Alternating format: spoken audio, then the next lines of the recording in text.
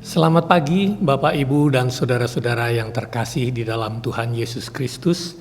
Kita bertemu kembali di dalam doa pagi hari ini. Bagaimana kabar Bapak, Ibu, dan saudara-saudara sekalian? Saya berharap bahwa semuanya dalam keadaan sehat, dalam lindungan Tuhan. Mari kita akan bersama-sama memulai persekutuan kita dengan memuji Tuhan dari NKB 49, bait pertama dan ketiga. Tuhan yang pegang.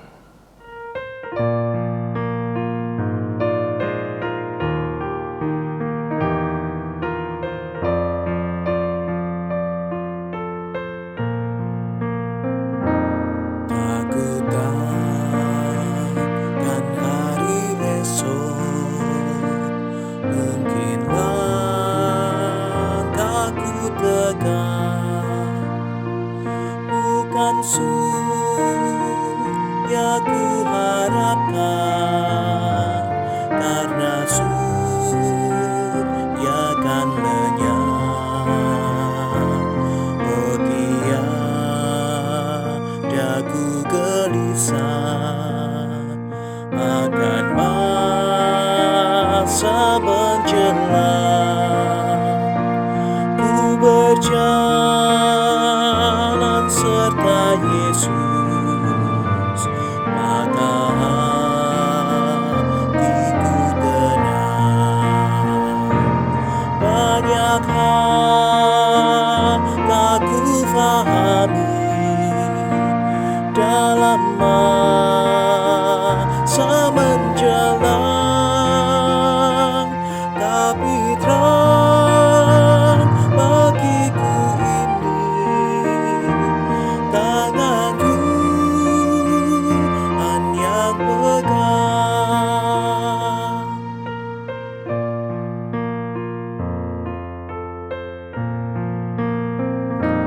Takut akan hari esok, mungkin langit kan gelap, tapi Dia yang berkasihan melindungiku tetap. Meski susah perjalanan, gelombang dunia menderu, dipimpinnya ku bertahan sampai akhir langkahku. Banyak hal tak ku fahami dalam masa menjelang, tapi terang bagiku ini tangan Tuhan yang pegang.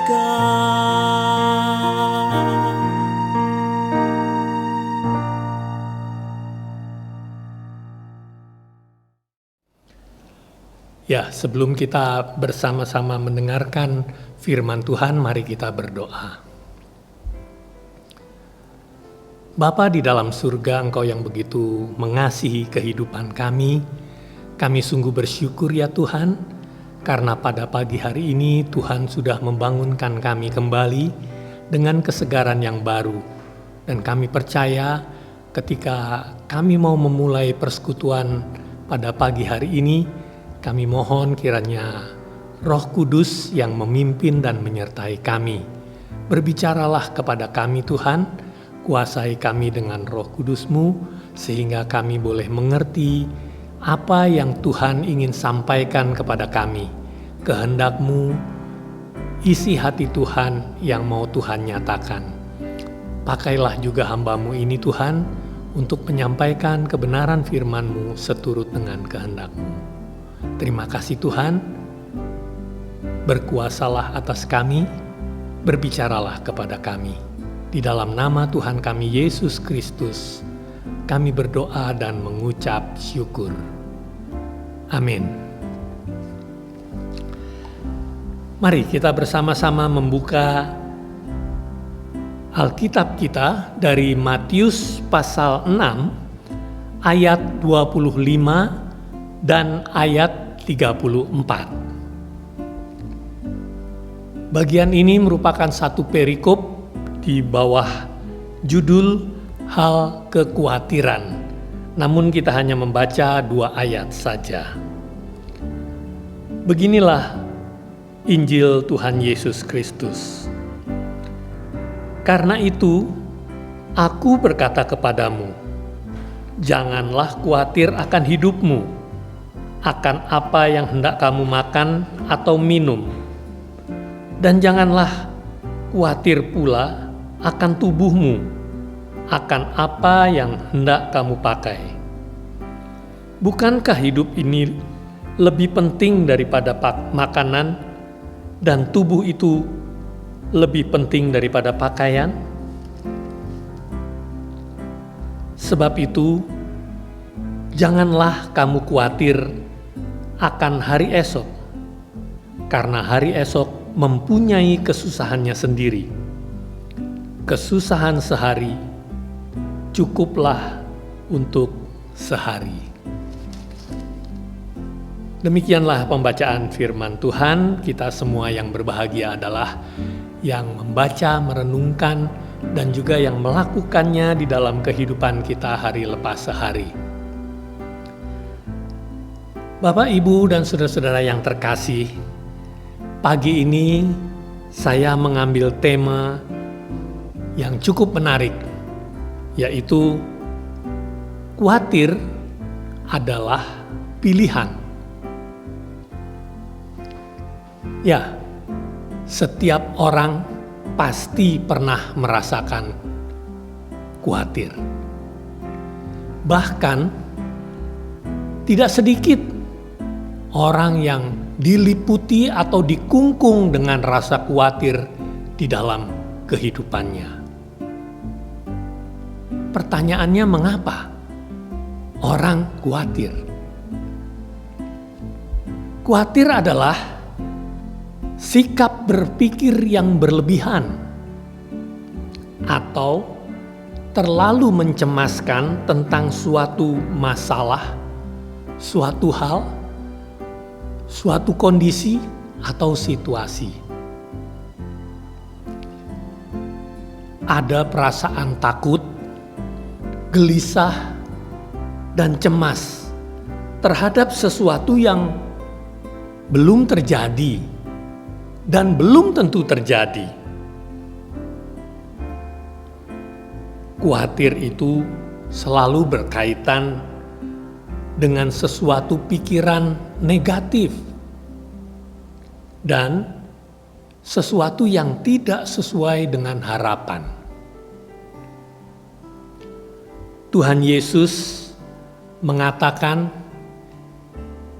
janganlah kamu khawatir akan makanan dan pakaian. Memang manusia hidup membutuhkan makan, minum, dan pakaian. Tetapi Tuhan Yesus dengan tegas mengatakan, jangan kamu khawatir. Rasul Paulus pun kepada jemaat di Filipi, dalam suratnya Filipi pasal 4 ayat 6 dan 7 mengatakan begini, janganlah hendaknya kamu khawatir tentang apapun juga, tetapi nyatakanlah dalam segala hal keinginanmu dalam doa dan permohonan dengan ucapan syukur. Damai sejahtera Allah yang melampaui segala akal akan memelihara hati dan pikiranmu di dalam Kristus Yesus. Saudaraku, Tuhan Yesus dan Rasul Paulus menggunakan kata jangan khawatir. Nah, ini berarti ada satu pilihan. Mungkin selama ini kita berpikir bahwa rasa khawatir itu terjadi begitu saja dan tidak dapat dihindari atau ditolak. Tapi hari ini, pagi ini, saya mau katakan bahwa khawatir itu adalah pilihan. Dan saudara-saudara tinggal memilih mau tetap khawatir atau tidak. Mau menerimanya atau tidak. Ketika kita harus dan terus memikirkan sesuatu yang belum terjadi, akan ada perasaan cemas, gelisah, dan takut. Seperti yang tertulis di dalam kitab Ayub pasal 3 ayat 25. Karena yang kutakutkan, itulah yang menimpa aku. Dan yang kucemaskan, itulah yang mendatangi aku. Saudara-saudara, firman Tuhan jelas mengatakan, yang kutakutkan akan menimpa aku. Yang kucemaskan justru akan mendatangi aku. Oleh karena itu, tolaklah perasaan khawatir itu. Dan itu adalah pilihan saudara. Ketika saya masih bekerja, ada seorang rekan kerja saya, dia mengatakan begini, "Duh Pak, semalam saya nggak bisa tidur karena memikirkan pekerjaan yang belum selesai, yang belum ada jalan keluarnya. Sampai-sampai saya nggak bisa tidur, saya pikirin terus." Lalu saya bilang padanya, "Buat apa kamu bawa pulang? Kamu pikirkan terus sampai kamu gak bisa tidur. Kamu rugi sendiri. Apakah dengan kamu pikirkan itu masalahnya akan selesai? Tidak.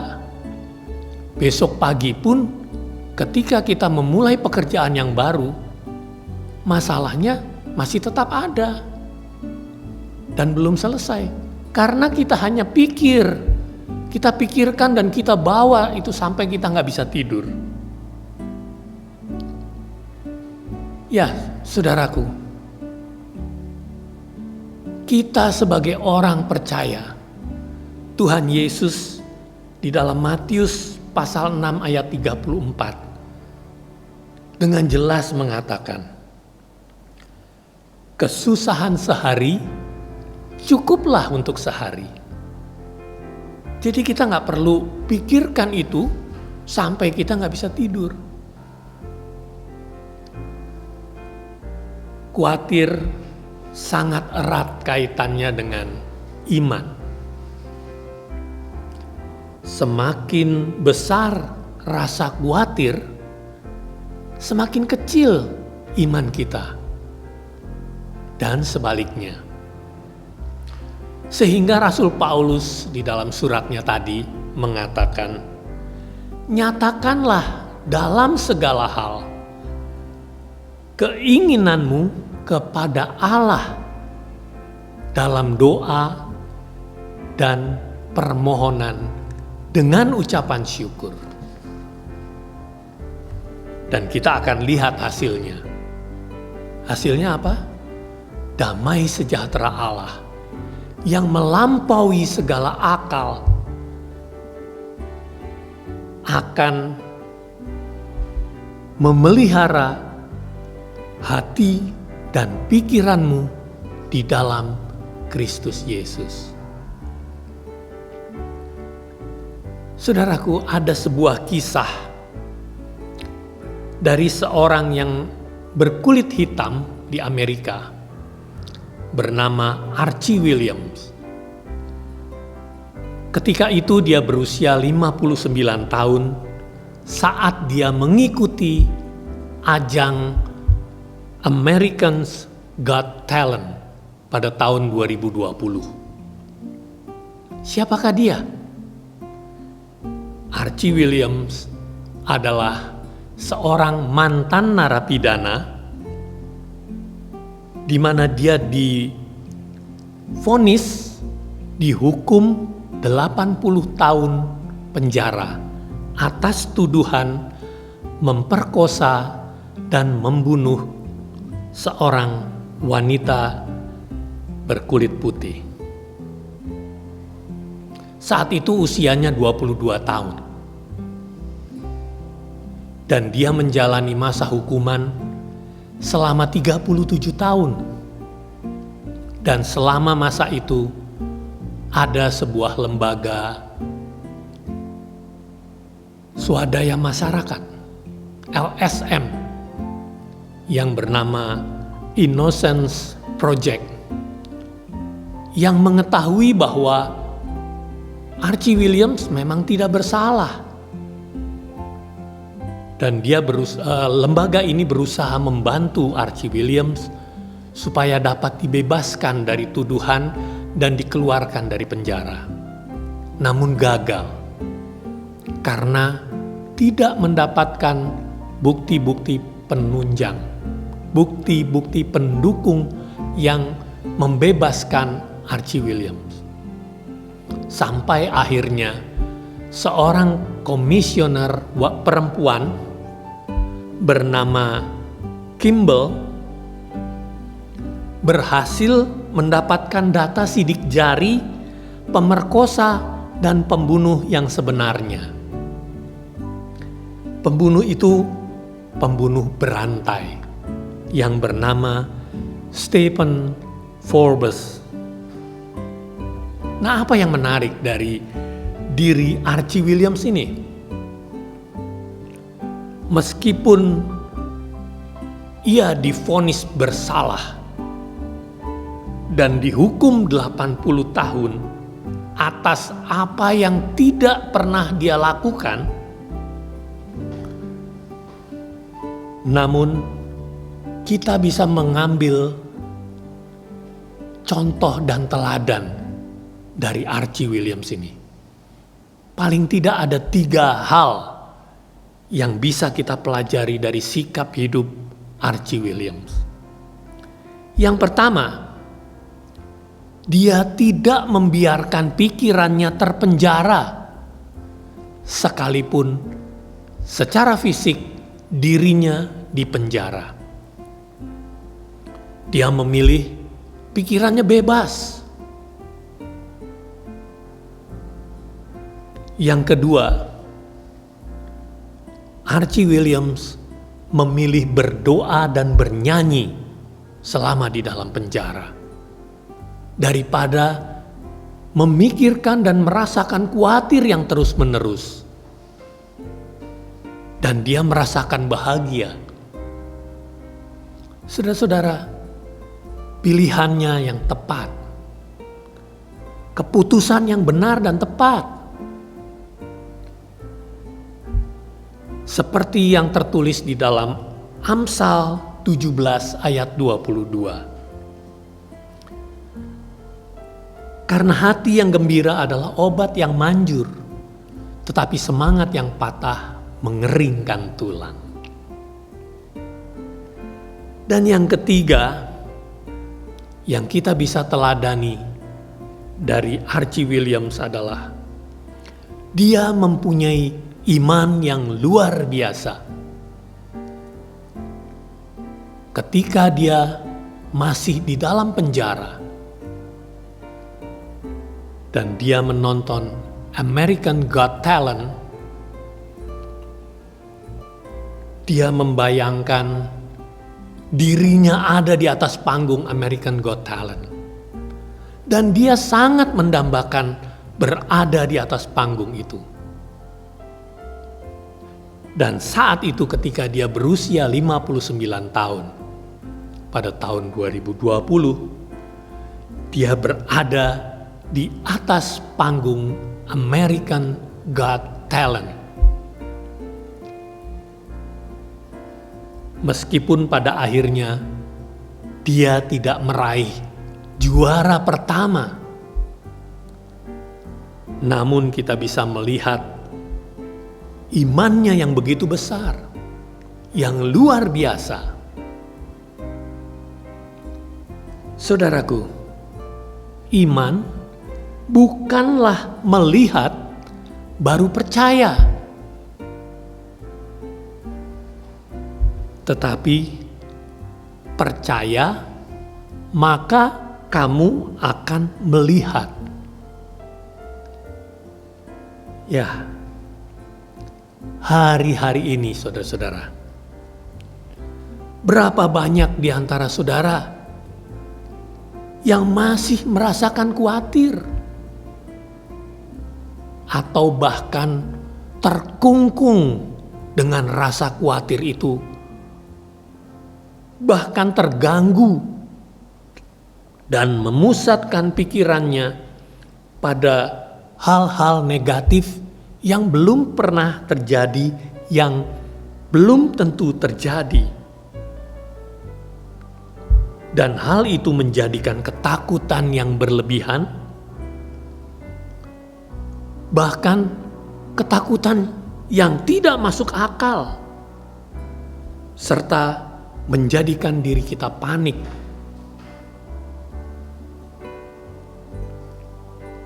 Stres, bahkan bisa menjadi depresi.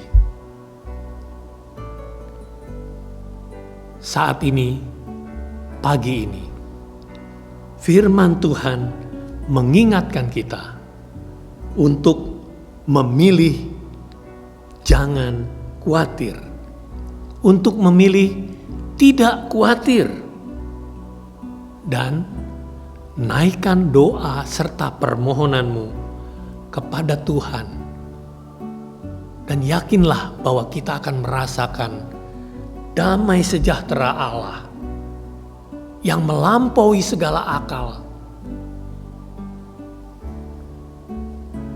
yang akan memenuhi hati dan pikiran kita di dalam Kristus Yesus. Amin. Bapak Ibu, mari kita bersama-sama menaikkan doa-doa syafaat kita kepada Tuhan. Mari kita berdoa. Bapa di dalam surga, Engkau yang kami kenal di dalam nama Putra-Mu yang tunggal, Tuhan kami Yesus Kristus. Pagi hari ini kami sungguh bersyukur ya Tuhan, ketika firman-Mu boleh diberitakan, disampaikan, dan isi hati Tuhan dinyatakan kepada kami. Sehingga kami boleh mengerti